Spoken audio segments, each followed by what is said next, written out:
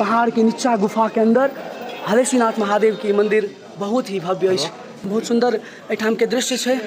जना लाग रहा है जे कैलाश के प्रारूप एठाम महादेव पैर बिल्कुल काज नहीं कर रहा है, चूँकि पूरा के पूरा सीढ़ी है और 100-150 सीढ़ी के आसपास हलेश्वर नाथ महादेव मंदिर और हुए छथि महादेव। देख लियो अहीं के देखबाक लेल या महादेव के देखबा लेल हम सब एते दूर से एलहुँ हैं।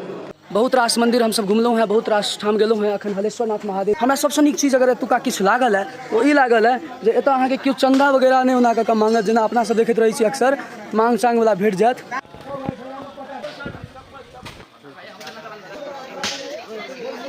ई जे टीका देख रहल छी, ई टीका एतुका विशेष है हलेश्वर नाथ महादेव के।